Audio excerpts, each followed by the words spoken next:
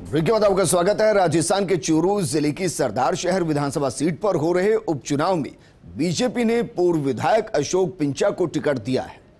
Party ने औपचारिक घोषणा इसकी की है। फर्स्ट इंडिया ने इसके संकेत पहले ही दिए थे। पिंचा आज सरदार शहर से नामांकन करेंगे। वहीं कांग्रेस की तरफ से अनिल शर्मा का नाम तय माना जा रहा है। अनिल शर्मा कांग्रेस का दावर नेता पंडित स्वर्गीय भंवरलाल शर्मा के बेटे हैं। आपको बता दें कि सरदार शहर सीट के लिए मतदान 5 दिसंबर को होगा, जबकि 8 दिसंबर को काउंटिंग होगी।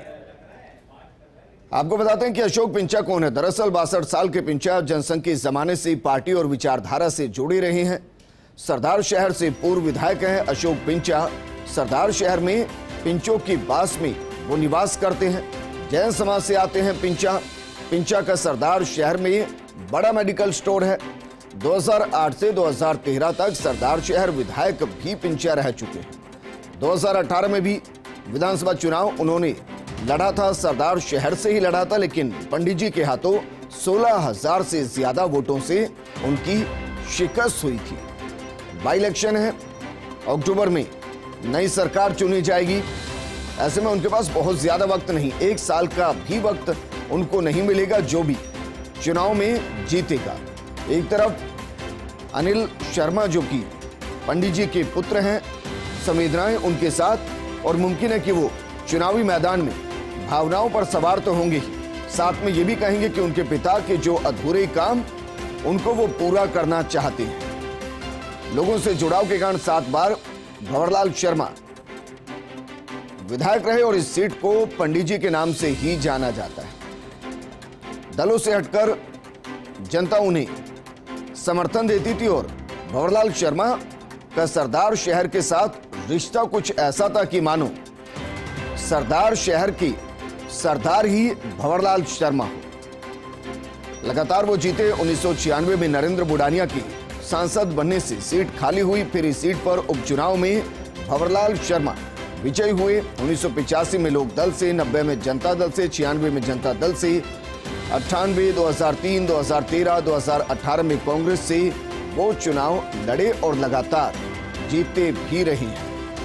कांग्रेस 6 बार जीती है। बीजेपी को इतनी सफलता इस सीट पर नहीं मिली है और इसलिए बीजेपी चाहती है कि जो एक खालीपन भंवरलाल शर्मा की स्वर्ग सिधारने के बाद सरदार शहर में बना है, उस खालीपन को बीजेपी भरे और जो लंबे वक्त से कांग्रेस की सीट रही है उस सीट पर अपना कब्जा करे।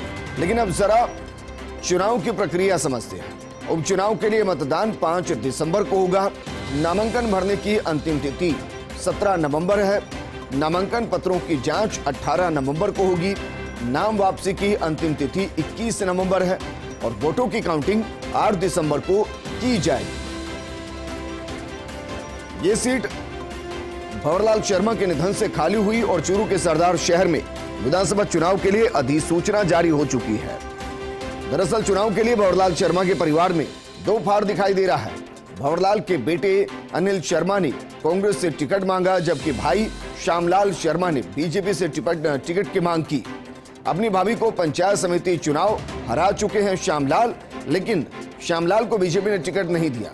अशोक पिंचा को ही टिकट दिया है और वो ही मैदान में है, वो ही चुनाव लड़ने वाले हैं। उनके पास इससे पहले का अनुभव है इस सीट पर चुनाव लड़ने का, क्योंकि 5 बार वो इस सीट से चुनाव लड़ चुके हैं और एक बार 2008 से 2013 के बीच में वो यहां से विधायक भी रहे हैं। हमारे सहयोगी संजय प्रजापत जुड़ गए हैं। संजय, आज अशोक पिंचा नामांकन दाखिल करने वाले हैं। कौन कौन से नेता वहां पहुंचे हैं, कौन कौन उनके नामांकन के दौरान हिस्सा होने वाले, और क्या एक बड़ी रैली के तौर पर देखें, रोड शो के तौर पर देखें, या साधारण सा नामांकन होगा?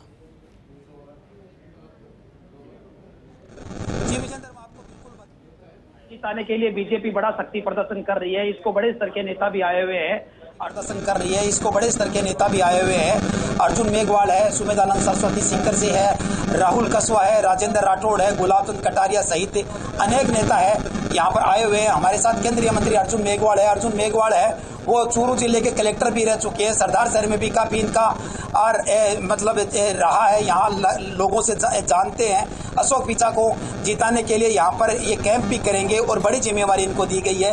अर्जुन जी नमस्कार, आज यहाँ पर अशोक पिंचा का नामांकन दाखिल करवाने के लिए आए हुए हैं, तो इसको किस प्रकार इस क्षेत्र को देखते हैं, जबकि सरदार शहर के अंदर है भाजपा का कमल खिलने में काफी दिक्कतें महसूस होती है। पहले तो संजय जी आपको भी नमस्कार। देखिए, ये जो कांग्रेस का शासन है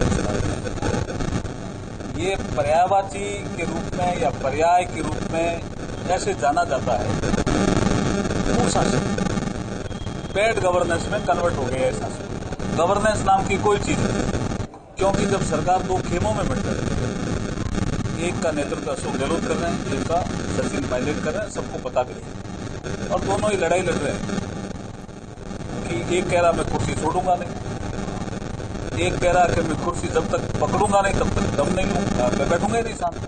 तो तब ये कुर्सी की लड़ाई में जनता पिस गई। और जो स्थानीय जनप्रतिनिधि हैं जिनको हम एमएलए कहते हैं, उन्होंने भ्रष्टाचार की हद ही पार कर दी। अब किसी जिले में चले जाओ, प्रशासन से भी मैं कई बार बात करता हूं तो ऐसा महसूस होता है कि नहीं साहब यहाँ तो अब बैड गवर्नेंस आ गया, कोई आगे सुनने वाला ही नहीं ना। उनको लगता है कि एमएलए नाराज हो गए तो हमारी कुर्सी संकट में, कुर्सी बचाने के लिए एमएलएज को छूट दी, एमएलएज ने छूट दी तो एमएलएज ने लूट मचानी शुरू कर दी। तो जब लूट मचाना शुरू कर दी किसी जनप्रतिनिधि ने तो एकदम कुशासन आ गया। महिलाओं पर अत्याचार बढ़ गए, SC/ST पर अत्याचार बढ़ गए। लोग राजस्थान को राजस्थान नहीं कह करके कई जगह कई लोग रेपिस्तान कहते हैं। ऐसी स्थिति पैदा हो गई। थानाकाजी की घटना से सामूहिक बलात्कार से लेकर के मैं गिनाना चाहूं तो कितनी घटनाएं गिना सकता हूं। इतनी घटनाएं पहले कभी नहीं हुई थी इस प्रदेश में। तो ऐसी स्थिति में हमारा बड़ा मुद्दा कि ये जो गवर्नमेंट गुड गवर्नेंस देने के नाम पर आई, वो good governance has been converted into a bad governance, number 1। Number 2, corruption has cross limit, सारी हदें पार गया करप्शन। तो कुशासन और भ्रष्टाचार ये दो मुद्दे होंगे जिनको लेकर हम सरदार शहर की जनता के बीच में जाएंगे। अर्जुन जी, सरदार शहर जो है वो मतलब बीजेपी के लिए कमल खिलाने के लिए बंजर भूमि साबित हो रहा है। पहला कमल यहाँ पे 1980 में खिला था, उसके बाद लंबा इंतजार करना पड़ा, 2008 में खिला था, 8 के बाद अब तक नहीं खिला है। तो सरदार शहर की बंजर भूमि में ऐसी कौन सी खाद देंगे जिस उर्वरकता से और जिस पानी से यहाँ पे कमल खिल सके, वो आपको सोचना ज्यादा जरूरी रहेगा। पूरे इंडिया में कमल खिलने की खबरें आ रही है, कोई प्रदेश ले लो। कांग्रेस तो वैसे ही डूबता हुआ जहाज है, यहां कहां से तिर जाएंगे जी, यहां भी डूबेंगे।